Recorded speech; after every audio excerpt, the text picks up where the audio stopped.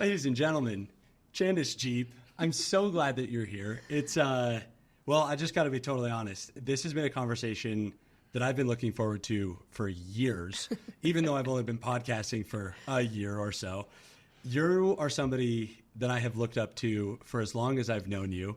I've had the pleasure of, working with you on so many different levels. Mm-hmm. Way back in the day, we even got to do phone book ads together and digital marketing and websites. And I mean, we've kind of been through the gamut together, but along the way, it's given me really fun insight into you as a person, you as a business owner. And so for anybody listening, Chandace, or Dr. Jeep, as I should maybe refer to you as, is a doctor of audiology. You're also, though, a business owner. That's right. You are a humanitarian, a philanthropist. Mm-hmm. Is that a philanthropist? Mm-hmm. You are a mother, a firefighter wife, a real estate investor. I mean, so many things. So many awesome things. It's so exciting. And so that's why I've been so looking forward to this conversation, because you wear so many different hats, metaphorically speaking, but I also see how well you do all of the different things that you do, and it's inspiring. So I'm really, really grateful for the opportunity to pick your brain and learn a little bit from you. So thank you so much for being here. It's really fun. I'm really excited that you invited me too. I've been looking forward to it, and it's been something that I've always dreamt of getting to do with you too. So we just go way so far back. We've done so much over the years, and it's just fun to kind of go into a new realm together too. So thank you. From phone book advertising to podcasting. And everything in between. Technology has evolved with us. So where I'd love to start is I want to pick your brain, at least initially, from a professional entrepreneurship kind of business ownership perspective. I've found it really fascinating. I've had several conversations now with people who are experts in fields and also business owners, for example, chiropractors or, things like that. Mm-hmm. I've found it very interesting because... And I've also had lots of conversations with just true entrepreneurs, people that are hustling the business ownership side of it. Mm-hmm. I think in cases like yours, it's always kind of interesting to see how passions and careers and, work life kind of collide. Mm-hmm. I'd love to hear the background and your backstory on how you originally got interested in audiology and how you pursued that, and obviously how it all ultimately ended up turning into you owning your practice and where we are today. So I went to school thinking I wanted to be a teacher, and it was only because I was deciding to major in either art or English. And I know this sounds so weird, but I was going to school thinking, if I major in art or English, what do you do with that? I should probably teach then. So I went to UNC up in Greeley, and it happens to be a great teaching school. But my first semester, I had this really awesome professor who had me do a course that was just kind of like aptitudes of taking out different tests to see what you'd be well matched with. And audiology and speech language pathology kept on coming up. No way. So I had never even known what they were. I went ahead and did an intro to communication disorders course, fell in love with audiology. And typically you major in both in your undergrad, which I did. And I did like a minor in psych while I was also being a wife and a mom and all these things. And then went into my doctorate with my AUD. But I had always known that I wanted to own a business because my parents were self-employed and had their own insurance agencies here in town. So I wasn't quite sure how that would align with the two merging into one until I came along with private practice as an option. So I ended up having the opportunity to come back to Durango and buy an existing private practice. And of course, my answer was absolutely. And yeah, it was just kind of like taking a huge leap of faith. So I look back now and I think, man, we were so young and crazy for my husband and I just to up, and we had just built a house up in Denver. We had 2 kids. I was going to say, you already had kids? We already had 2 kids. We were pregnant with our third. Wow. We were just finishing my residency. I was doing research. We were driving to work these crazy hours. And he had to get a job transfer in order for it to happen. One thing led to another. He did. Our kids could transfer school. We rented out our house up there, and we were like, all right, we're going back home. So it was an easy decision to come back here. But it was perfect because it really blended this idea of having the entrepreneurship side that I had seen in my parents that I really wanted for myself, and still bringing in my love for audiology and hearing healthcare. So it was a done deal. It was great. So just to make sure I'm understanding, your first, I'll call it, professional experience with audiology was also the practice that you bought, or were you working, did you work for a different practice beforehand? I worked very, very part-time after I graduated with my doctorate because I was pregnant with our third kid. Right. So I worked for, like a year and a half maybe, doing fill-in for people who were out on maternity leave themselves when I had just come back from having our third child. And it was great because I got to experience a number of different private practices, but I was kind of a per diem type of contract, which was great for my freedom with having kids. And then I also was working with a manufacturer as a trainer to go in and teach professionals and audiologists how to fit and program certain hearing aids. And so it was great because I really got that realm of it. But yeah, my first actual legit big girl job was buying my practice. Wild. And becoming a boss at the same time and doing all the things that I didn't go to school for.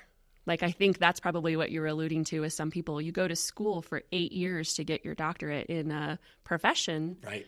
And then now you have to learn how to do HR and do taxes and payroll and bookkeeping, but also figuring out how to hire and fire and train people and have harmony within the office. And so, yeah, that was a lot of trial by fire, just figuring it out at the very beginning. Some things worked out, some didn't, and then making decisions accordingly. I relate to it on a lot of levels. So when I quit my corporate job, we had 2 kids and we were pregnant with our third. So I definitely understand the fear and the significance, that comes from that. Of course, I wasn't the one pregnant. So right. Yeah. a little bit different of where I could focus on working and, that had to happen. Also, we didn't have to move. And I also didn't have to, I started from the ground up. I didn't purchase anything. Yeah. I'm curious in terms of learning curve and, obviously I just think it's remarkable that you guys had the courage to take that leap. I'd love to hear how it was for, your husband and Jason and kind of the conversations prior to the move. And I'd also love to know in terms of learning curve, which one was steeper, practicing audiology, full time now as that, or running a business, and why? I there's no way I could have done this without the biggest support system ever.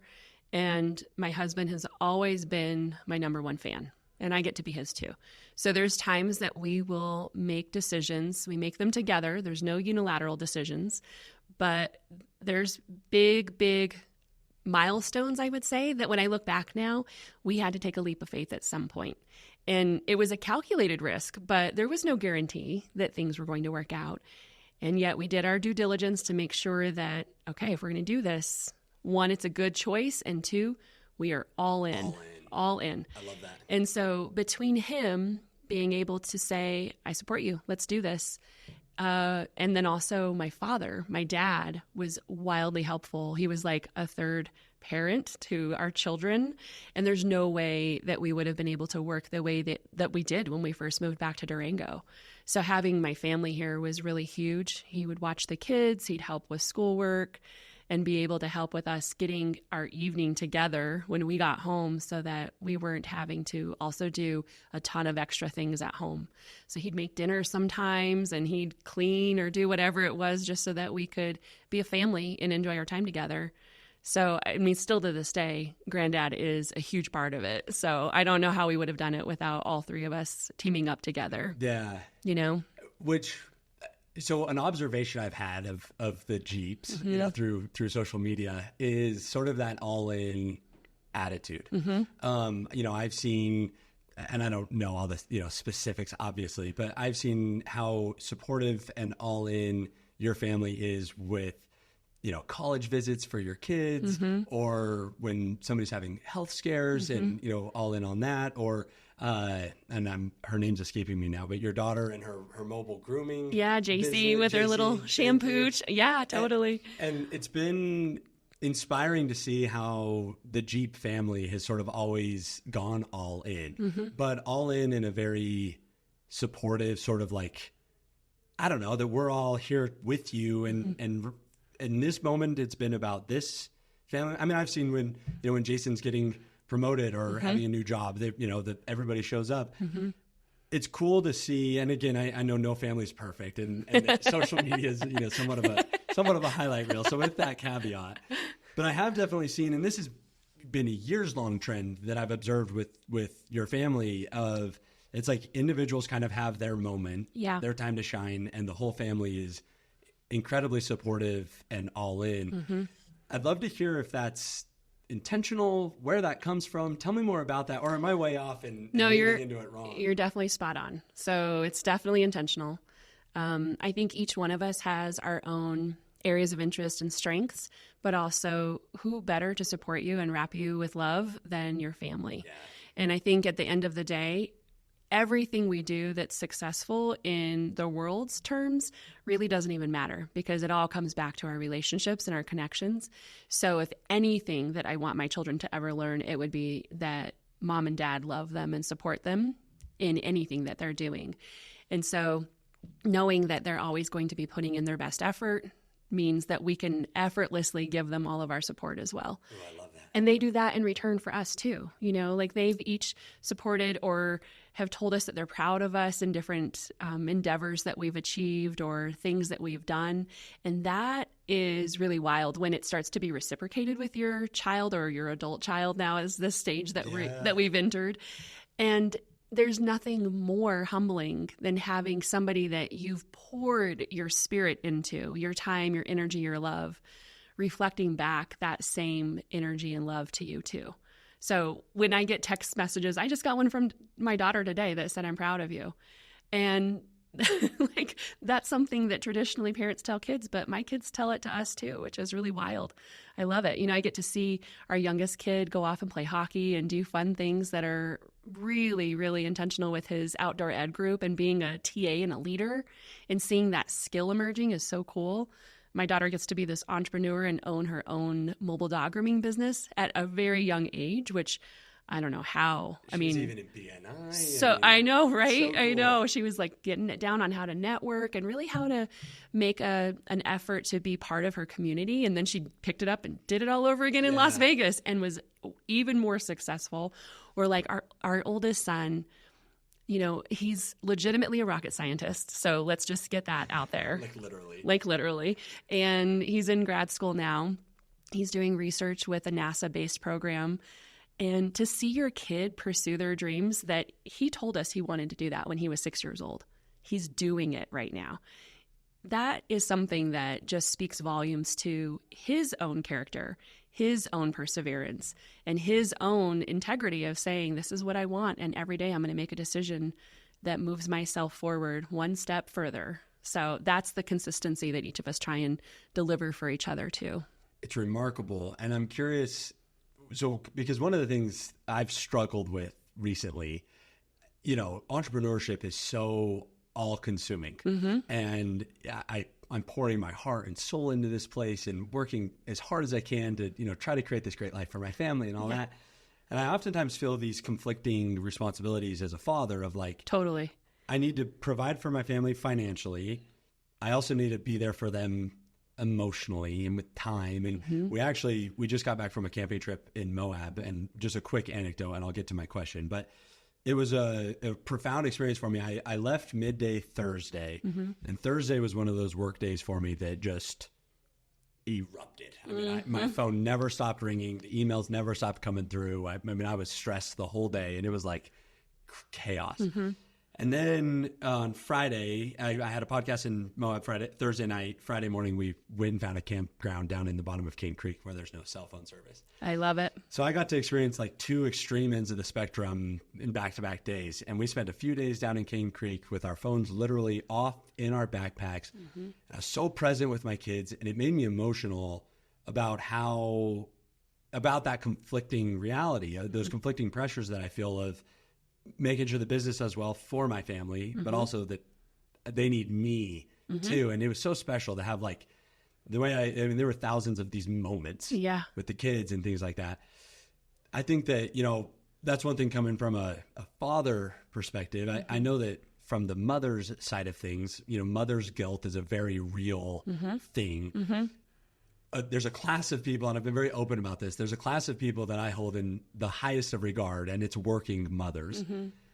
Working mothers that are also entrepreneurs and, all of these things is even more, I think, unique and inspiring. I would love to hear what your approach was, especially in the early days.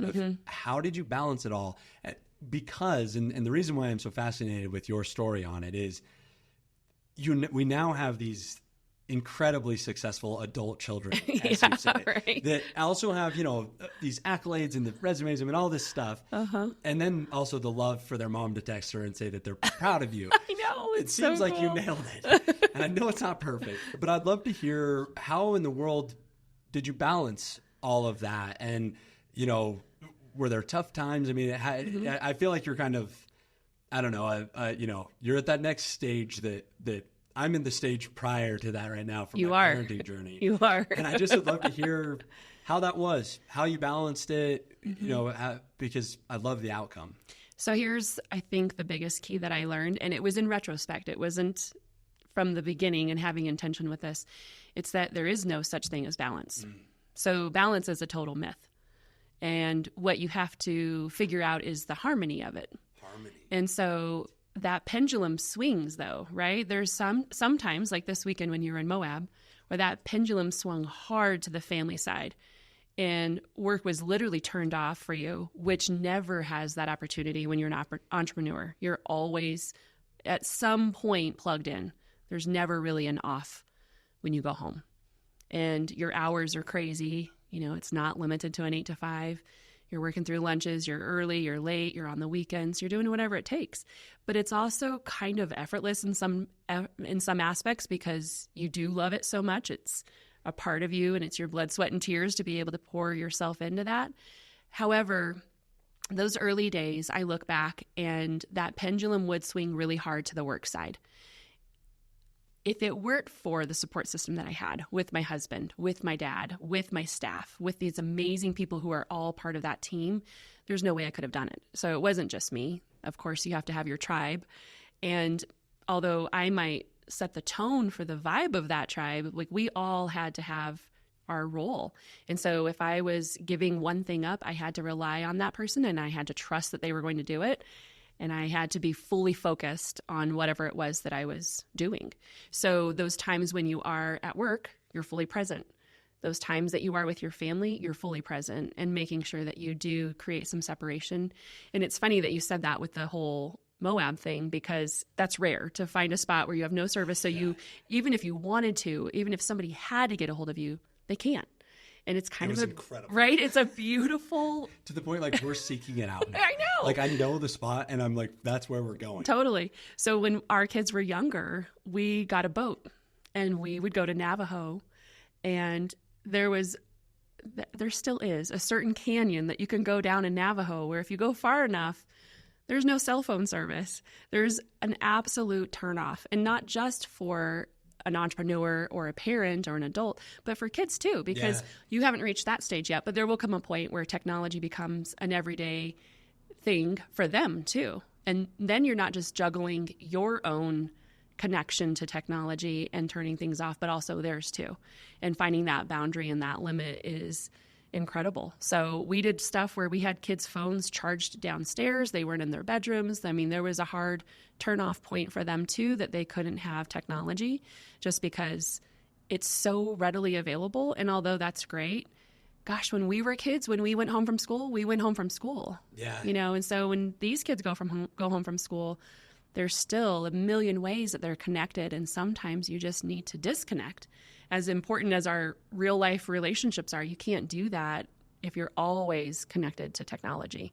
And I use technology every day. That's like the dichotomy of it, is that it's a beautiful part if it's used correctly, but also you have to have some separation from it sometimes.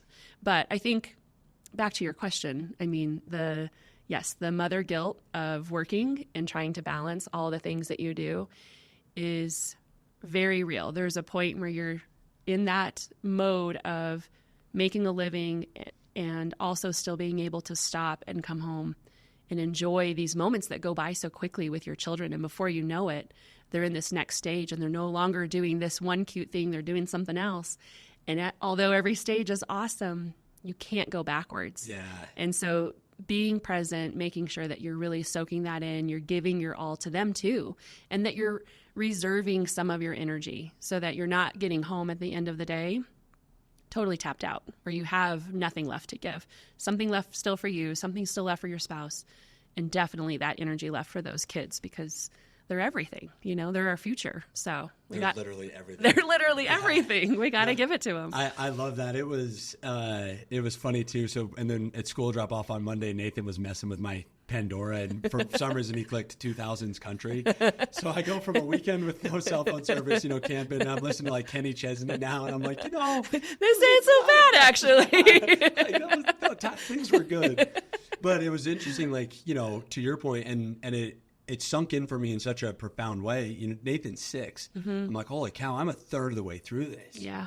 It goes fast, feels man. Like it's been a day. Yeah. And we got to sit by the fire, and he's developing a little bit of a complex sense of humor now. I love it. Chatted, and it's just so special. And I think, that balance, because, but the flip side of that for me is I do so much business through social media. Yep. It's how I network. It's how I connect with people. It's how I keep a pulse on clients and their businesses. And so, I love that of, the balance. Instead of thinking of it as balance, thinking of it of like almost segmented energy. Yep. And that all in when you're here, all in when you're there. And that's I'm gonna take that home from this, because that's been one where I'm like, how in the world do I? And that's where after Moab, I decided I have a different relationship with my phone now. Yeah. And like last night at dinner time, I'm like, all right, I'm literally setting the phone on the shelf. Yeah. For at least until the kids go to bed, and then I can check my. Totally. See, that's the thing, though. Then you can be fully present with them. And then when it's time to turn it back on, then you can be fully present with work, too. Yeah. And then you can be like, all right, all of that's done. And now this time's for me, Nicole, tonight. You can have that time, too. And those are all equally important. Nobody wants to be in a relationship where somebody's always on their phone, too. Right. We all want to have that attention that we're given and that we need and that we crave, but it has to be like reciprocated. So I love it. Yeah. It's great. That's great. That's great. Great advice. So I'm curious, from a practice perspective, one of the things that, again, coming along the lines of why I've been so excited to be able to pick your brain, there are a few people that I interact with, not a few, there are people that I interact with that their passion sort of exudes then. I think that I have it with marketing, there's other people that I have in, other fields. You are on that list with, from an audiology and hearing health perspective, there's clearly a passion for it. I'd love to hear why. What's your favorite part about, I don't know if hearing health is the right terminology, but no, it totally is. It seems like something that's fulfilling and that has brought you a whole lot of, obviously, success, but happiness and fulfillment too. Tell me about that. So for me, when I first got into hearing healthcare for audiology, I wasn't quite sure what it would really entail. I think I thought of it as diagnostics and then hearing aids and some treatment, but it's so much more than that. And so I get to see all sorts of ages. I get to see testing, tinnitus, pediatrics, newborns from the hospital, elderly patients, young active adults. I get to help people with vertigo and dizzy balance issues. And so what I've learned over the years is there's so many different aspects to our hearing healthcare that affects all of our relationships. It's all about the connections. And so when you think about any relationship, the most foundational part about it is communication. And so if you have a disruption in that communication and that ease of conversation or flow, it disrupts the relationship, really. So whether it's your marriage, it could be with a work environment with co-workers, employees, your boss. It can even just be trail running and hearing somebody come up from behind you. It doesn't matter. Anything that we do that's human interaction is all based on communication. So getting to help people restore that is absolutely incredibly fulfilling. When you take somebody who once had this easy, healthy, wonderful relationship with their spouse. But now, because there's so much disruption in a conversation of saying what or huh, or asking them to repeat, or misunderstanding what they said and being off in left field as far as the topic goes, and just sometimes even changing their personality where they become a little more recluse and they're not participating instead of engaging with their family and their friends, that is what makes me tick. Being able to help them get back into those relationships and shift it so that they can regain access. Their loved ones absolutely are wildly thankful for it. But also when the person comes back and says, I didn't realize how much I was missing. I didn't realize how easy this was going to be. And I wish I had done it sooner. Those are usually what people tell me when they come back after they've been fit with hearing aids. And sometimes they don't even know how bad it was, because you can only tell somebody this is what I'm missing of what you're aware of, right? So if you're not hearing it, how would you know? You don't, unless somebody else is telling you. A lot of times people will come in and their motivator is their loved one, their family member, somebody in their life who's encouraged them to do it. And later they ultimately do get it. They get it for themselves. But I think for me, really being able to help them give back their life, their relationships, their connection is very, very fulfilling. And so I love that. It's not just even within hearing. When you think about vertigo, it's very debilitating. And when somebody's having dizziness and balance issues and they feel either unsafe to be able to walk or drive or do just normal daily activities, and then you can help them find the path for treatment on that and get back their normal daily living, it's like having your whole world placed back in your hands where you can actually live life instead of being on the sidelines with it. Yeah, geez.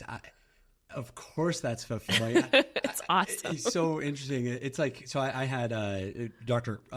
Chris Wood from Wood Chiropractic. Yeah. And it dawned on me about, chiropractic care being about your nervous system, not just your vertebrae. Yeah. Similarly here, that was like eye-opening. Mm-hmm. It's not just about helping people hear. Mm-hmm. It's helping people communicate. Totally. Which is the foundation of relationships. It's all about the relationship. Wow.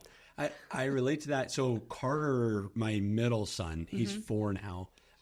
He has a very challenging speech impediment, and we're working on it. And he's in the speech programs at Needham, and they're doing a great job. But it's there, and it's incredibly frustrating. Mm-hmm. Sometimes I catch myself being frustrated of like, dude, I can't understand a word you're saying. Yeah. But I also sense his frustration, and he's only 4. And it's one of those where I'm realizing that he has a lot to say, but doesn't know how to say it because he, the pronunciation of words isn't clicking for him yet. Mm-hmm. I can't imagine how impactful other, like complex relationships, marriages and work and things like that. Mm-hmm. How fascinating to think about that the foundation of all relationships is communication. And that's really what you solve. That's what I do. Not just helping people hear. Yeah. I mean, that's literally life-changing. It is. So, if you've ever seen those videos of babies getting their hearing aids turned on or their cochlear implants turned on for the first time and getting to hear their mother's voice, and they coo and they smile and sometimes they cry or all kinds of other things, I get to do that. I get to do that with families. And so when we get to diagnose a newborn, it's heart-wrenching. It's very bittersweet because you're telling a family, oftentimes a brand new parent, that their child can't hear. And typically they don't have any family history of hearing loss. They've never known somebody with hearing loss except for maybe like grandpa or somebody who's older, and they don't even think that it could happen to their child. And of course, there's all kinds of things that can happen congenitally, whether it's based on genetics or different syndromes and disorders that can happen in utero, infections, so many different things that can cause hearing loss. And even just like, prenatal care, there's a lot of different factors into it. But now we can test our newborns, and we do when they're born in the hospital, whereas when we were born, there was no newborn hearing screening. So now we can test them and be able to, in a very early identification stage, have them diagnosed with the hearing loss and open up the opportunities for what their communication might be. The family might choose to go auditory verbal, which would be hearing aids and speech therapy and all of that. Other times they might choose to use manual language, which might mean American Sign Language. And so they're signing with their child and learning that themselves now too. Sometimes they'll do both, so that's called total communication. But it's a really great way to be able to help foster families make decisions and empower them on just the education piece, and then really intentionally designing what they want to do with their family. How do they want to raise this child, and what sorts of opportunities do they want to make sure that they're giving them so that they're meeting those developmental milestones, not just in their early, really critical window of birth to 3, but also academically and for years ahead, even what their occupational options might be. Right. So if we can fit them by their 6th month, which normally we're fitting them by their 6th week, Wow. then they can develop normal speech and language as their normal hearing peers.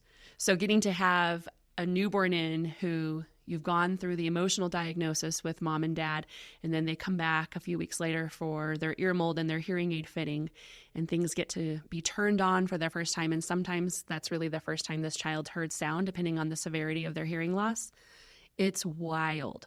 And getting to have the family see this and having their reaction to that child, their baby, hearing their voice, hearing them say their name, and having that child understand their mom's and dad's voice in a whole different way than they ever had is one of my favorite things that I get to do by far. I can't even imagine. Yeah, it how is cool that must be. such an honor and such a privilege. I usually try and grab my phone because we've talked about, photo and video release stuff beforehand, but I try and at least take a photo or a video of this experience for them when it's happening, and then, airdrop it to them later so that they have that for their own little personal nugget. Sometimes they give us permission to share it on social media too, which most times people do because they're like, I wouldn't have known if I hadn't had this experience. I want to spread the word about how so many children actually do have hearing loss and how important it is to get in and have your kid tested if you have any suspicion. Right. So I love it. It's absolutely my favorite thing to get to do as far as an audiologist goes.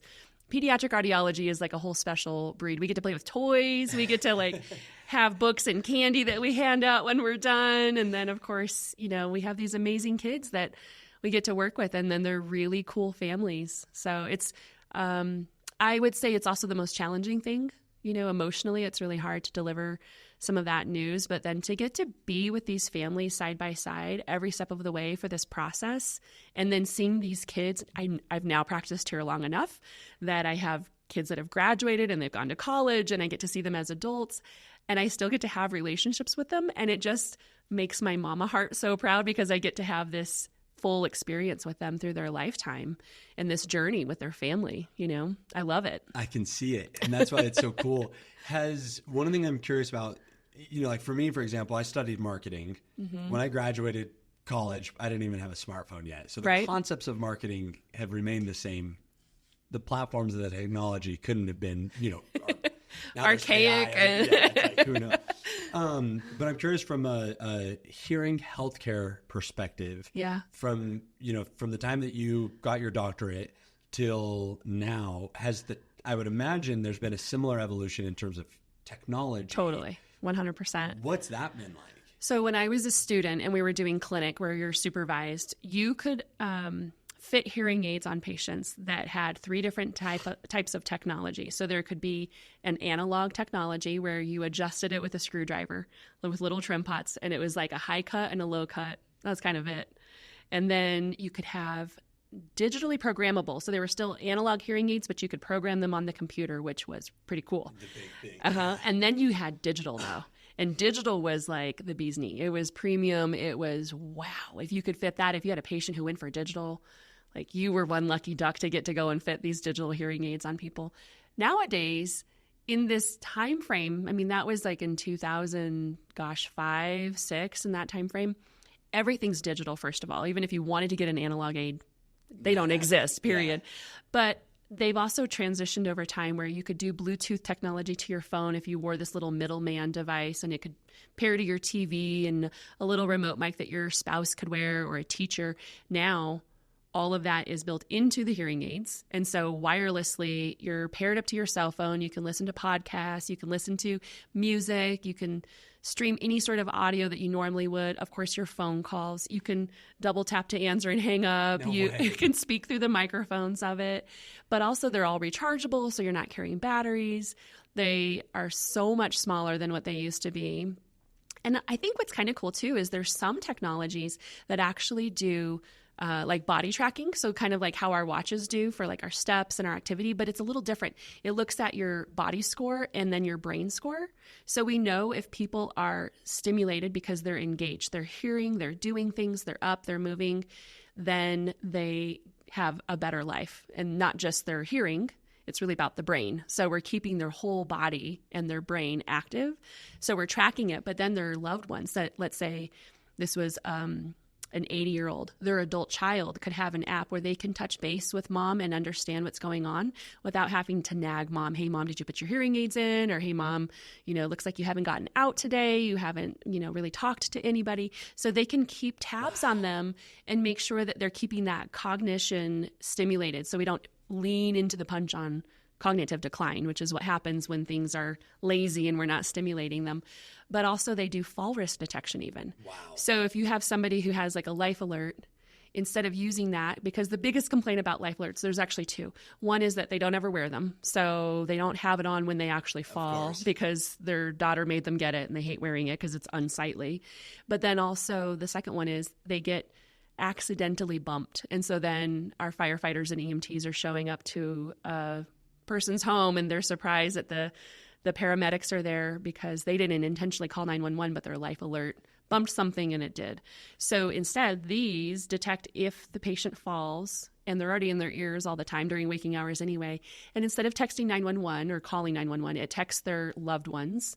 So it would text you, for example, if you were the adult child, and the patient who's on the floor, maybe can't move, hears message sent and then message received when you actually read it. Wow. And then you can call them and talk to them and say, hey, mom, are you okay? Do you need me to call the ambulance? Even if you were across the country. And that way you don't have your adult parent on the floor for who knows how long, unable to have care. Right. So things like that are really wild to me because it really starts to make it so that it's not just about hearing. It's also about how do we functionally help people live a better life and make sure that they're safe and healthy and happy. So that's what's really cool is that they're definitely not like your grandfather's hearing aid that you think of back in the day, Right.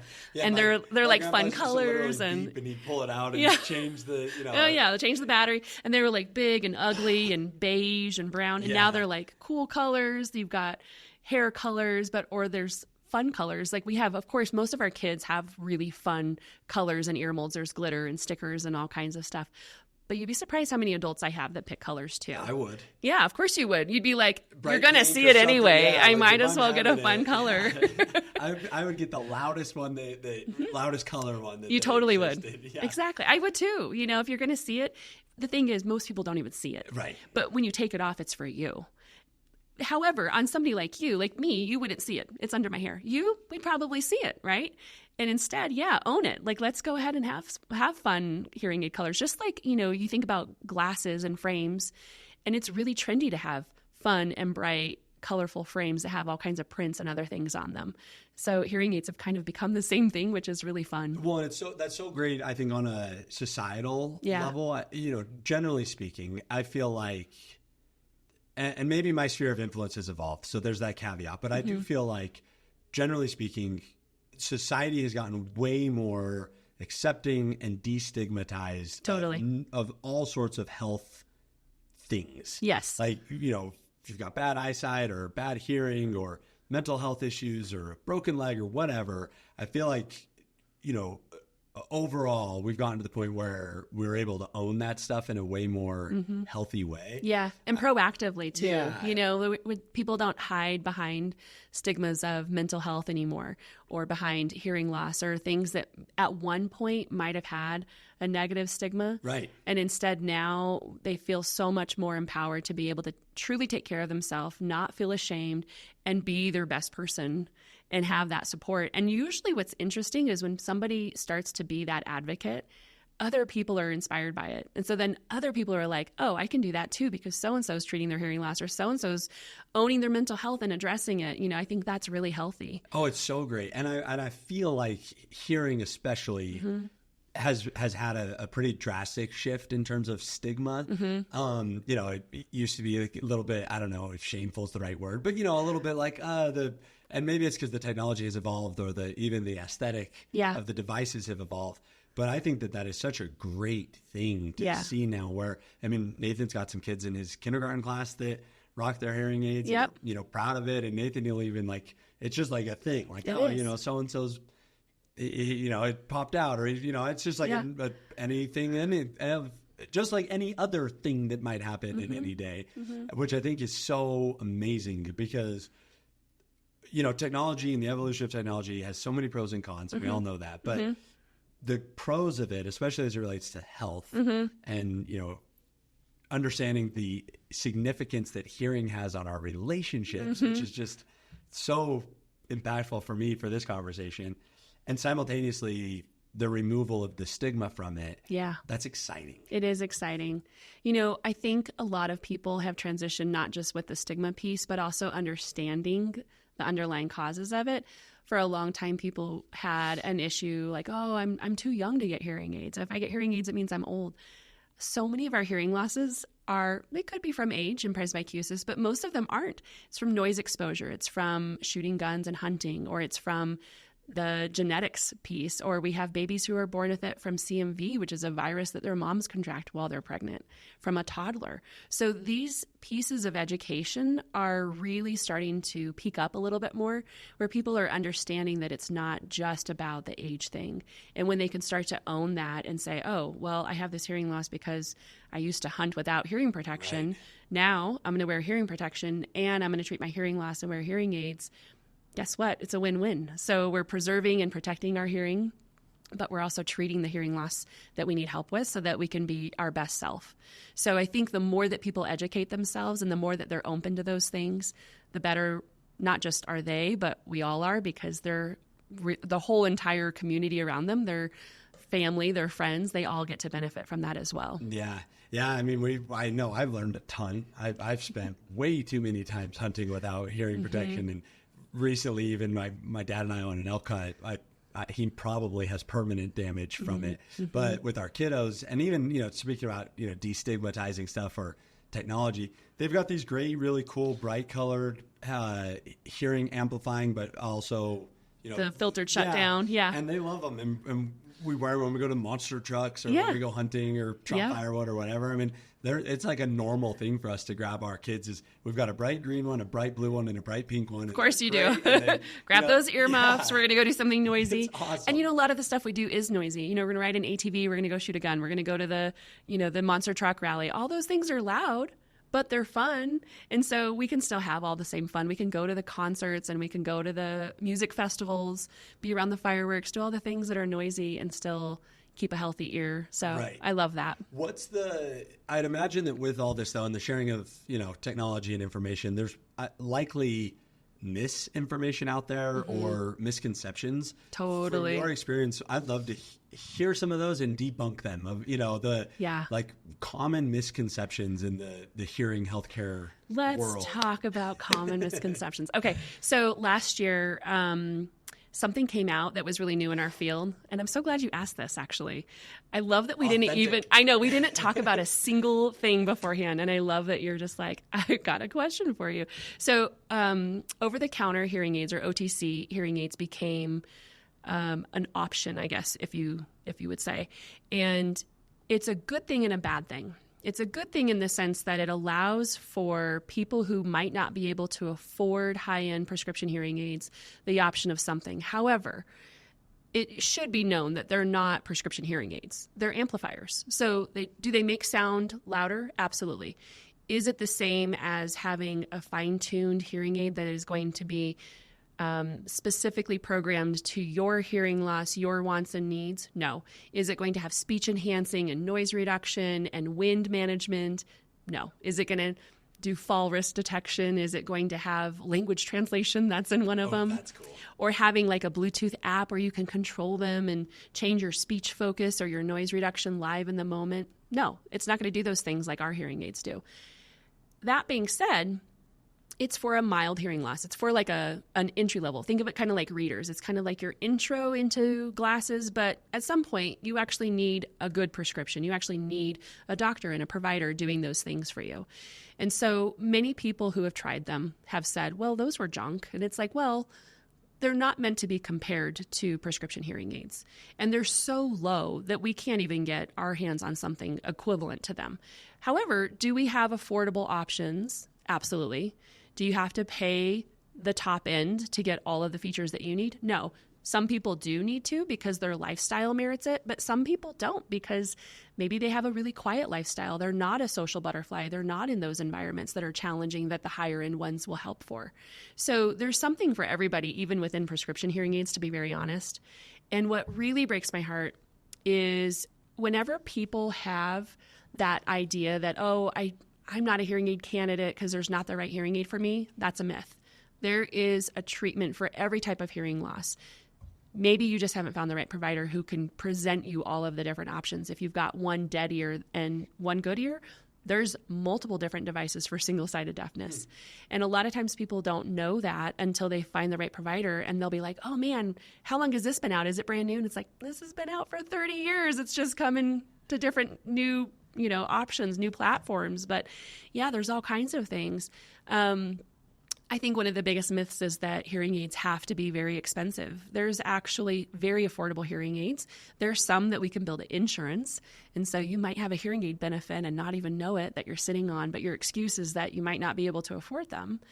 And then there are people who truly cannot afford hearing aids. They are in that poverty guideline of not being able to make enough to make ends meet. And we have a nonprofit for them. So instead of having somebody have that excuse that hearing aids are too expensive, we usually encourage them to apply to our nonprofit, which is Hearing the Call Colorado. It's just a domestic one that 6 of us as audiologists in Colorado started in 2020.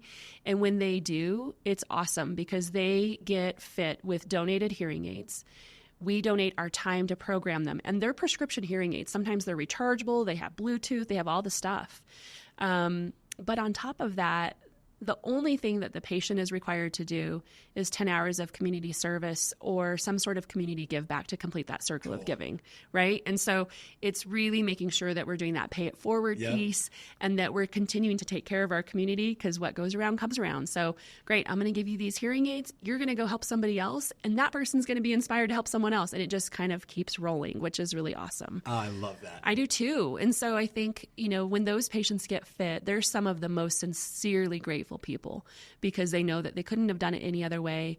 And it's a huge game changer in their life with their ability to work and hear, be able to connect with their friends and family, and just be able to go down that avenue of healthcare that shouldn't be a privilege. I mean, everybody deserves to have healthy hearing and good hearing healthcare. Because of how important it is for relationships. Exactly. So cool. It's all about the relationship. I've got a philosophy that the most direct path to a fulfilling life is through service of others. It's true. I call it selfish service, to put it simply. That's why I volunteer on the fire department. And, we do things like that because of what a powerful thing service is when it comes to our own fulfillment and, building a community and things like that. So I love the fact that, the nonprofit has that full cycle of giving, and service.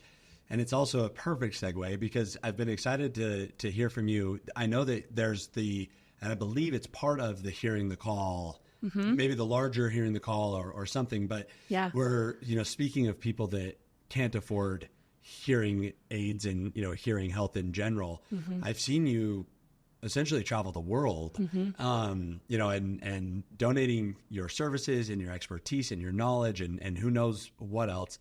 I would love to hear about all this philanthropic work and the humanitarian side that I've just gotten to, throw you some likes on social media when I see the pictures, but it looks so cool. And it's very important to me because I think, for anybody listening, how important service is. We can work so hard to, there's also that philosophy that, you spend your first half of your life learning and building, and you spend the second half giving it away and serving others with it. And it's been so cool to see what you've done through the philanthropic stuff. I'd love to hear more about it. So in 2020, when COVID happened and hit, there was a group that I was drawn to that did a bunch of different things for just audiologists. And it's a group called Entheos. They have 99 audiologists in the country, and they're all over.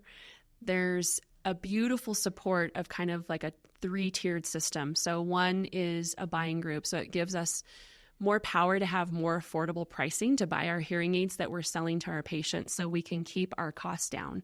And if we can do that with 99 audiologists, our price is better than if it's one little tiny office in Southwest Colorado. And then the second tier is best practices. So making sure that we're following the best standards for fitting, testing, programming, all of those service elements that really create a successful outcome. And then the third one is give back. And that was what really drew me in. You can do a buying group anywhere. You can do best practices without being part of a group. But to be able to do humanitarian work is something that's just so incredibly life-changing. I honestly believe there's not a soul that can be depressed if you're actually volunteering and giving back. It is impossible. Guaranteed. If somebody's feeling down, if they're feeling blue, if they're truly even clinically depressed, the best medicine is to get them volunteering. If you need help, help others. Exactly. And it makes a huge, huge impact for the person you're helping. And what you don't expect at that time, though, is the reward that you get on the flip side that comes back to you, and you don't even realize it's happening until you're in tears in a service trip, you know? So we had started this little nonprofit in Colorado because one of our funding groups went dry during COVID. And so we started our Hearing the Call Colorado group to help local Coloradoans who need hearing aids. But the greater umbrella of that is Hearing the Call. And so they're the ones that helped us start this nonprofit. Hearing the Call travels all over the world and has since 2013. Wow. I just got to join it in 2020.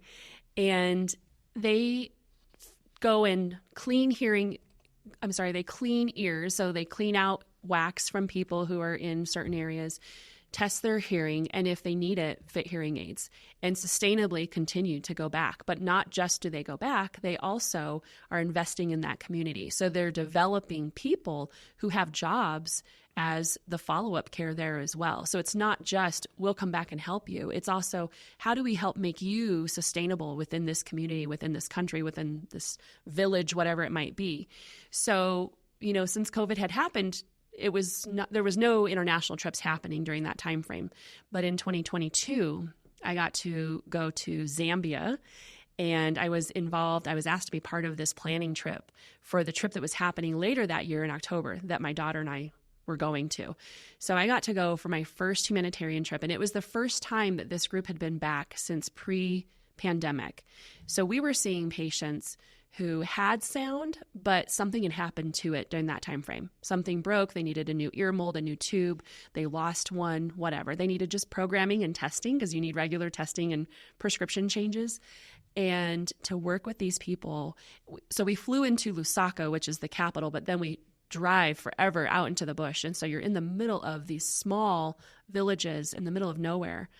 In this one particular area in Chibombo, we went to this first clinic in Wachisampola, and people are walking for miles in the heat to come and wait in line forever to go through this clinic. And it's like little stations, you know, one station's otoscopy and one station's wax removal and one station's doing testing and one's doing ear molds that we make on site. We make Instamolds. Wow. And then we're fitting hearing aids right then and then doing their care and use to teach them how to use them. And it is a well-oiled machine, first of all. There's no way I could do it without this larger group because that's where all of the technology, the supplies, the equipment is coming from. And of course, they have connections to get donations for new hearing aids to be fit on these individuals. So we ended up seeing a bunch of 7-year-olds at this one school that was kind of like it used to be an orphanage, and actually it still really is, but they don't really call it that. They call it the Village of Hope, and it's meant to be kind of a school for the forgotten. There's a lot of AIDS pandemic still running rampant, and so there's a lot of parentless children in this country. And we were able to diagnose 7-year-olds who had never heard before and fit them with hearing aids. Wow. And connect them with a teacher of the deaf who can help with speech and sign language and hearing, and a small little deaf community of their peers, of other children to have relationships with. And it's absolutely life-changing for these kids, but it is for us too. Yeah. And in this time frame where you know that you're doing so much, you see how much more needs to be done, though. So each time I would come, I'd ask different people, what do you need when we come back next time? And the biggest answer is children's books and children's shoes, like used shoes, used clothes. So each time I go back, I'm taking suitcases of used books, used shoes. I mean, how often do our kids outgrow stuff before they're even worn out, right? Shoes are a dime a dozen around the Sorensen house, right? So ultimately, we're able to receive these donations from different people, take them with us, and make a huge impact, not just on something like hearing aids. It was really impactful for me. We went to this hospital and this school, and there was this group of children that were so happy. They were singing as a welcome for us when we showed up. And most of them were barefoot, running around in the dirt, or would have on like one very broken flip-flop or Croc and 1 foot bare. And you just go, wow, like this is so different than how we live. You could go to our kids' closets or our own closets and have how many pairs of shoes? Yeah. An ungodly amount, right? And so they don't. And something so simple and so basic is so easy to be able to bring over with us when we're also, testing hearing and fitting hearing aids on those who need it. What about all these other people who don't need hearing aids? We can help them too. Yeah. So that's been really my new passion. I got to go the first time in June of 2022. I got to take our daughter, JC, in October of 2022. And it was incredible. She just lit up getting to work with these kids, and she'd known about some of them in particular by name. So to meet them was really wonderful and making that connection. And then last year in May of 2023, I got to take our son Chandler after he graduated from CU Boulder with his aerospace degree. And same thing, he got to make connections with people from Guatemala, Malawi, from Zambia while we were there, and also another American kid who had come over that had just graduated from Purdue. So our whole group, when we're uniting these people, are from all over that are serving and then lending their time, their treasures, their talents, whatever it might be. So you might not be able to do audiology, but can you come and take video? Sure. You can do that. Chandler, he can't do that, but can he fill out forms and help with care and use and help with being able to have the logistics running through the clinic? Totally. So that sort of thing is really, really fun. JC helped with making ear molds and doing OAE screeners on kids.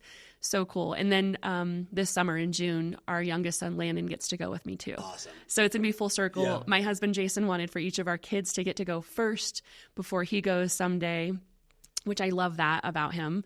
And he just wanted them to have that experience of being able to go and see this culture where you're living in a hut with a dirt floor. And when you go to the restroom, it's a different hut that's a hole in the ground, and that there's no running water for drinking or for washing your hands or going to the bathroom, any of that. Your whole level of perspective when you return to the States is different because you're so much more grateful for every single little thing that we have. And the reality is, even though they don't have all of those things, they're like the happiest people you've ever met. And so there's something really powerful in that because even though they have nothing, they have the one most important thing, which is joy. Huge. It's huge there. It's everywhere you go. And so I'm excited for more and more people to get to experience what it's like in these underserved countries. What an interesting, and you touched on it. First of all, so cool. And, that idea of like selfish service and how fulfilling it is for us when we have opportunities to serve others, like that, it speaks for itself, I think. Then you layer in the fact that you get to bring your kids and go experience that. I think is just remarkable. But then also the way and where you get to serve is, I think, so powerful. What I'm curious about, because I'm curious to unpack that idea that what I was going to ask you is, hey, how does it change your perspective and the things that you look at here, whether it's our problems or our priorities or, the things that generally speaking, we are our normal lives here. But then also you mentioned that the people you're working with still have joy. I'm at a stage in my life right now where I have found happiness, true joy, happiness. And I want nothing more than for everybody to feel that, to feel happy, feel joy, feel fulfilled. It almost makes me emotional, like how badly I want that for everyone around me, the people I love, things like that. So it's a bit of a complex question, but two-part. One would be, I want to hear more about how it changes your perspective of American society, you know, or our lives, our normal. And second, knowing that you don't have all the answers, and I know that, but when you get to observe, where does the joy come from, you know, from the people that you're serving, and any lessons that they've taught you in terms of finding joy and happiness?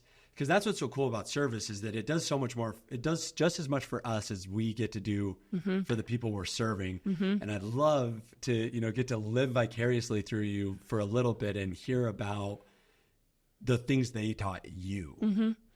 So my very first experience when I was coming back from Zambia, I sat down on the plane, and this gentleman was next to me and asked me where I was coming from and what I was doing. And we were just making small talk. He was American.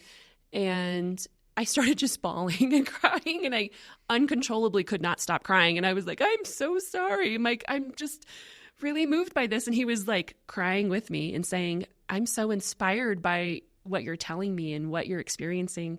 So it was, thank God I sat next to this person, because it was well received, and he had kind of pulled it out of me, and I wasn't planning on talking about it right then, but I just lost it. What I was planning on doing was journaling about it to be able to document that experience, which I still did later as well. But when I got off that first plane and I was back in the States, I was in Dallas, and I was in the restroom in one of the stalls, and there was this woman out in the hand washing area, and she said, oh my God, if I could just get back all that time that I've wasted waving my hands under these automatic sensors for water and soap.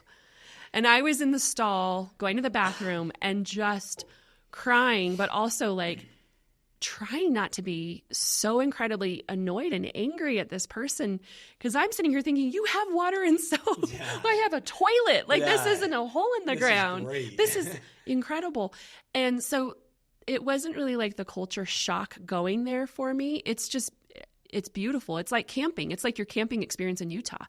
You took away all of the luxuries of life and enjoyed something pretty rustic in a rural area, and all of a sudden you're like, man, that was great. I want to do more of that.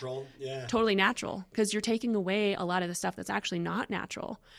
So coming back to the States, that was harder for me. It was the re-entry shock that I had, and being back in our own culture and being disgusted by some of the things that we just either take for granted, or also that we just have a very materialistic society. So when you start to realize how very little you don't need, and how very easily you can get rid of items that you aren't using, that for some reason we're still hanging on to in the closet or whatever it might be, and that somebody else might need it. We pay for storage units for things. Like, that's wild. Or basements that are full of junk, right? Or garages. Like, get rid of it. Get rid of it. If somebody else could benefit from it, awesome. But also you're creating space and holding space for better things, or for a better experience, or just less, which is obviously more. So that was probably the most moving experience coming back. It's really, really easy to start to fall back into those normal routines, because this is the society that we live in. But just recently I was flying somewhere in the airport, in the bathroom. Again, I don't know, I have all these experiences in airport bathrooms, but my aha moments happen in bathrooms. Epiphany. Yeah, I should start like taking videos of them. But this one, they had an automatic hand washer, automatic soap, and then they had an automatic dryer, like all right there. And it was so efficient. And I was like, wow, this is so cool. Like, it's all right here. And look, you're just done. Like, you don't have to go and, move your suitcase with your hand when you're wet, trying to get a paper towel or do a hand dryer or whatever. It's just all right here. This is incredible. And I turned to the person next to me. I was like, isn't this so neat? She was like, this is amazing. I was like, I know. But sometimes just voicing it, like when things happen, voice that gratitude and voice how cool it is. When I get to help a patient with their hearing aids, I had a patient who lost one of his hearing aids, and his wife and him forgot that they had this Find My Hearing Aid feature on their phone. He came in thinking he needed to buy a new hearing aid, and I said, no, pull out your iPhone. We went into the app, searched for his hearing aid, and we zoomed in. I said, it's back here in this corner of your house. It's either in the backyard, or it's in the back corner of your house, which happened to be their bedroom. They found the hearing aid. It was in his shorts pocket. Wow. And it saved them a couple $1,000s. So again, getting to express gratitude for the technology that we do have and using things appropriately, but also being able to just never have that sense of awe lost in any moment and being able to really enjoy whatever that experience is with somebody. Whenever we're in Zambia, it's kind of funny. There's this group of us that go, and one of them's the CEO of the nonprofit, Nora Stewart, and she's with Hearing the Call. And then she has this team of us that get to go with her, and we do all kinds of incredible things. We've gone to Parliament to advocate. I'm starting a newborn hearing screening project because now I don't want these 7-year-olds without language. I want to catch them when they're babies like we do here. And as we're doing that, every time, and she's been there hundreds of times between 2013 and now. She's the one who started all of this. Every time that I'm with her, I'm always impressed that there is never a moment where she's not totally in awe. And it's not her first time like it is for some of us. She's sitting there having an experience that she's had a ton of other times there. And yet she's experiencing it for the first time with this group of people. Yeah. And so it's just really, really important to make sure that we're that present, but also acknowledging it and saying it. You know, we'll actually turn to each other and be like, this is a really unbelievable experience that we're having right now, you know, and so that it's not just a memory where you're like, hey, remember when that was so cool? We're actually talking about it right then and acknowledging how incredible and how life-changing it is right then. So I love that piece of it. And then sharing it with others, you know, making sure that you're sharing that piece of information so that other people also can learn from you and be inspired and go, wow, that's cool. Like, what's my thing that makes me tick? What's my passion, you know? I love that you use the word awe. Mm-hmm. I recently watched a documentary. I'm kind of fascinated right now with like longevity and life fulfillment and things like that. And the gist of this documentary was basically that the most important factor in all of that is experiencing awe. Mm-hmm. And there's different ways that we can experience awe and things like that. But I think that that's interesting. Not what I expected, you know, from your answer there of using the word awe and being able to experience it there. And I almost wonder if shifting your perspective, our perspectives of, you know, like seeing this joy and this happiness and this fulfillment in other parts of the world who don't have anywhere near what we have. Mm-hmm. I don't think it's too big of a stretch to then think that may empower us to experience awe more often because you have a different perspective of what really is awe-inspiring. Totally. You know, of like and maybe I was born with it, but you know, like you said it sort of tongue in cheek, but the bathroom setup with the water, the soap. I live that, like I go to cities. Sometimes I tell my wife this. I'm like, do people understand how remarkable it is that there's pressurized hot water at the top of a skyscraper? Like that's crazy to me. On an instant notice, yeah, right? It's like, I'm in awe of like all these little things all the time, which maybe that helps with why I'm always so happy. But it is those simple joys sometimes where you can just be like, this is literally a miracle in and of itself. Like this took so much research and years of design for this to actually be possible. And we just take it for granted though. So not taking things for granted, not taking people for granted. Yeah. You know, just any time that you feel it, saying it and not holding it together, you know, just being able to be like, wow, Ben, I'm so grateful that we met all those years ago. You know, we get to continue to inspire each other. It's really fun. Yeah. And the gratitude thing is huge. I'm curious, has it changed your approach or your perspective to running a business and also raising a family? Yeah, I think a couple things. I mean, just like you said, when you experience pure joy, you want to be able to share it with others. That's partly why I have had my family go with me on humanitarian trips. Yeah, it's like, you got to see this. You just want everybody you know to experience it when you experience this. That's why I'm trying to get everyone to run ultras. Humanitarian trips for me, ultras for you, you know? So, like this weekend, my husband and I are leaving on a humanitarian trip. It's his first international one. Awesome. And we were asked to go to Turks and Caicos. Twist my arm. Yeah. I will be happy to. So what's kind of funny is we're heading out on his 45th birthday. And originally it was just me invited. No non-audiologists were supposed to go on this trip. And I called him and said, hey, so this trip's happening and it's on your birthday and I might be leaving to Turks, but without you. And he was like, do it. That's incredible. And I'm sitting here thinking, I don't know. I think if roles were reversed, I probably wouldn't be super excited about him leaving on my birthday to tropical paradise. But no, in all honesty, he was really supportive. And then later, it kind of changed because something came up where he could come. There was a conference he was supposed to go to that was full, and they invited him. They invited spouses. So he's going with me to Turks, and I'm so excited for him to get to see what it is that I do when I'm on these trips. And, you know, it sounds like this dreamy vacation. It's a lot of work. And so you're just early mornings, late nights. It's just crazy on what the schedule is. And we try and cap on either the end or the beginning an experience of some sort where you can have some relaxation. And so like this time we're going to have like a little day to do some excursions around the area. And when we're in Zambia, we'll go to, you know, down to Victoria Falls, which is incredible to go see one of the 7 wonders of the world. Yeah, how cool. So my kids have seen that, which is really incredible to share that experience with them. But even with my staff, I wanted them to experience it too. So last year we were teamed up with Mr. Beast to do this little project where we were fitting 1,000 people with hearing aids in the course of 1 month. And so I got to go on 3 of those trips and do 600 of those patients. And so I got to go to Coatzacoalcos, Mexico. I got to go to Brasilia, Brazil. And then I got to go at the very end to Panajachel, Guatemala. And on that one, I got to take my staff with me. Oh, cool. And to experience this together with them is rare because usually if somebody's going to go on a trip, we have to stagger. We can't all be gone.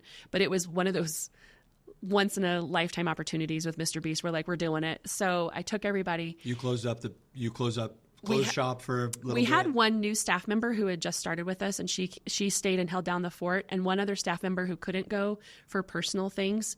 So she opted to also stay. Yeah, cool. But the 4 of us took off, and holy cow, it was so bonding, first of all, to be able to experience this together. I just remember walking up, you know, there's all these people who have walked there forever. Like they don't have cars. They walk days on end sometimes to get to where they're going to be for this clinic. They're all sitting there lined up. And as we're walking up, 2 of my staff members had sunglasses on because it was early in the morning, really bright. And I just see their faces totally red and like tears just streaming down their cheeks. And they were like, this is what you experience. And I'm like, oh, this is not even anything yet. And as we're walking up, like people are clapping. They're just grateful that we're coming. They know what's happening. And they're so excited for us. They're so welcoming. And so for them to get to experience this, my staff members are sitting here testing or fitting or making ear molds for 400 people in 2 days. You know, my practice administrator thought she was going to come and do check-in and paperwork or something. She made 400 ear molds in 2 days. How cool. I was like, oh my God, she's never retubed an ear mold ever. She retubed more in 2 days than I probably have in my career. Wow. And it was just so cool to see her going through this experience and understanding how hard that work is. And that when I'm gone, that there's a reason why I'm not available and I'm truly gone because I'm 100% present and probably in an area where there's not service.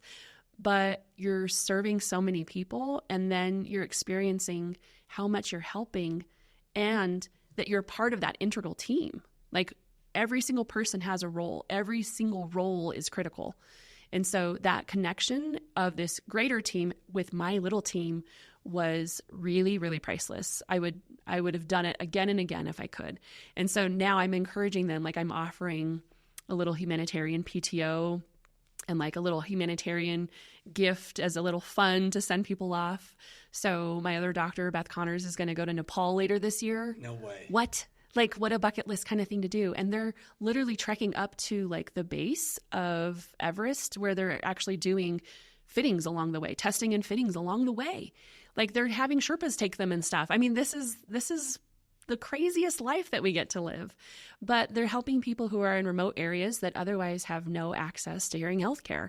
And we all know how important it is. So I couldn't be more excited about that connection with our team and the level of appreciation that they had of, wow, my boss took me on this humanitarian trip and is encouraging me to do more of those things if it feeds my soul.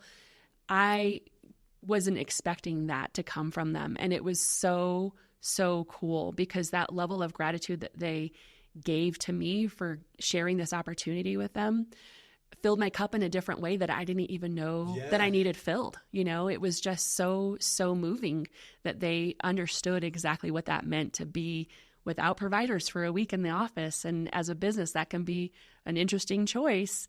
And yet I feel like if you're doing the right thing, everything else comes. It's all going to come around just fine.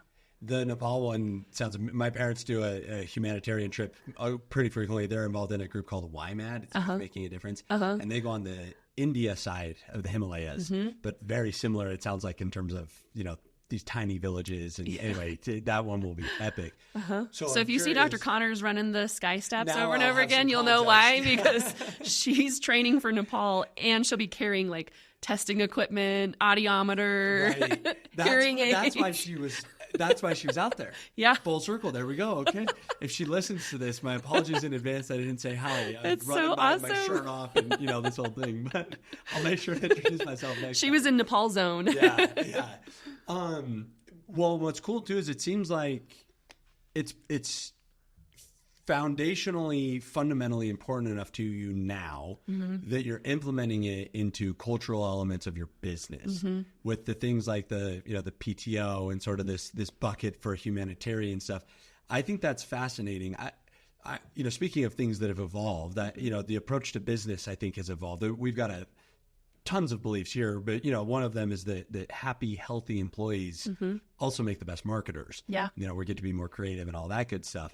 So it sounds like you believe now that the power of service, humanitarian trips, is important enough that you actually want your staff members, employees, anybody that's part of your company culture to experience it at least on some level. Is that because of what why? I'd love to, because it makes people, what impact has that had on your company culture to the point that now you have these incentive programs established for people to do more of it? I think that's fascinating. Right. Well, I think there's a lot of different reasons for it. Part of it's simply that I just want people to experience it. But also, I do feel like when you start to do more and more give back and you understand that core element of what I feel like is a value of the practice, to be able to understand what we want as the culture. It doesn't matter if you're giving back internationally, right here in Durango, if you're traveling up to Denver for one of our Hearing the Call Colorado fitting events. When you're serving others, you understand how much joy you can give them. And there's something so human about it because there's not any exchange of money. And so when we take monetary pieces out of it, and it's just about helping somebody, the gratitude from them, but also the gratitude you get to give to that person is really, really profound. It's just a very primal human experience, I think. So whenever my staff members right now, I have 2 team members that are pretty new. They've joined us within the last year, and they're both young women, and I love getting to mentor young women, but also helping them find their passion. They each, it's my patient care coordinator, Bailey, and then my audiology assistant, Phoebe, they both understand exactly what I'm all about whenever I'm serving and giving and doing. But then also, they absolutely love getting to be part of our local humanitarian trips and also our fitting days here. So we have our Hearing the Call Colorado fitting days. We don't just fit our nonprofit throughout the year. It's usually quarterly, or we'll have one really big event as well with all of the Colorado providers. And when we have those days, it's so funny. They'll come to work and I've got a note on my desk and a little treat or something like a coconut water from Phoebe, my audiology assistant, saying happy Hearing the Call Colorado Day. They look forward to these nonprofit days just as much as I do, because they get to see this joy exuding from these patients and they understand what a difference they're making. And they might have had a hand in receiving their application. Somebody else might have uploaded it so that it could be reviewed by the board. One of them's checking in hearing aids and helping figure out their little fitting bags so that they have all their supplies. I mean, every single person is involved with it. It's not just the providers who are actually fitting the people or the behind the scenes of people who are fundraising and developing this nonprofit on a huge, huge scale. Every single little person understands that they're an integral part of it. And so I feel like a lot of times people work. I just had an experience this morning where I went somewhere to get some blood work done. And the people that were working there hated their jobs, hated their lives. And you could just feel it exuding from them. And so much so that it was almost like they wanted you to hate your life too that day. Like they were going to make you miserable enough because they were miserable. I mean, it was just the worst experience as far as like medical or customer service or whatever you want to, even just a human interaction. Yeah. And I left there, one, thinking they need to read the Fred factor. There are definitely no Freds there at that place. But two, just going, man, I'm so grateful for my team because every single person in it has the knowledge to be able to make somebody's day. They have the skill, they have the accountability to know that it's their responsibility to continue to give their best, and not just because they're 100% accountable for themselves, but they're also 100% accountable for what they're delivering to people around them, whether it's a patient, whether it's a nonprofit patient, a premium paying patient, or their coworker. You know, every single person that you're interacting with, you affect them. And so whether that's good or bad is totally up to you. And recognizing it, owning it, being responsible for it is huge. But being able to just be happy. Like we spend so much time at work, right? We spend a large chunk. Exactly. And so one, I really want to like who I work with, and I want them to be able to get along. I want people to communicate effectively, but I want people to feel fulfilled. I want them to go home and say, I made a difference in people's lives today, whether it was my boss's life, my coworker's life, this patient's life, doesn't matter. And so every day, if you're doing things to kind of meet that need of having a positive impact, of course it's going to have a positive impact on you. Of course you're going to feel like you're this productive citizen in society and that you're enjoying your life. This is it. We only get one shot at it. So why do your day-to-day if you're not absolutely loving what you're doing, if you're not making change and pushing for greatness in everything that you do? I love that. And I say all the time around here, the way we make people feel matters. Mm-hmm. Like even the delivery of our words, the way we answer the phone, you know, the way that we punctuate our emails or whatever. I mean, that stuff matters because at the end of the day, whether it's marketing or hearing aids or humanity, whatever, we're humans. We're humans. You know, humans working with humans and interacting with humans and community and all that stuff. So I just love that that's become so integral to your practice because I can totally see, you know, the compounding benefits of that with interactions and then how your patients are treated and just it creates this whole amazing cultural element, which is just so cool. Yeah. What's next for you? What's on the horizon? What goals do you have? Where are you headed? You know, one of my favorite things that I'm really focused on right now is to continue to do more and more humanitarian work. The biggest focus for me is starting this newborn hearing screening project in Zambia for the whole country. And once you do one thing in that region, other countries around there are going to take with it. So we have this All African Alliance that we're working on for audiology, where multiple countries will be benefiting. So Botswana, Malawi, South Africa, we're all trying, Tanzania, we're trying to make sure that a bunch of different countries have the opportunity that once we are having a little pilot program going well and that we figured out how to make it work in a city versus out in the rural bush, how do we help other countries achieve that as well? And that is daunting, but it's also like a legacy builder. Like for me, I keep thinking, what's something that I could do that when I'm dead and gone, that somebody can say, this is something that wouldn't have happened without that timing and that effort from that person. And it was really important that she focused on it. And so for me, every day, there's an amount of my time that I focus on what we do for Zambia and trying to help provide them sustainable jobs, that they would be the screeners and that we'll be teaching them how to do this. We're creating more employment opportunities for them. So it's not just about screening the baby's hearing and getting them fit. It's about creating opportunities for people to have careers over there too. So I love that. I love that mentor piece. I'm also really focused on mentoring our up and coming AUD students.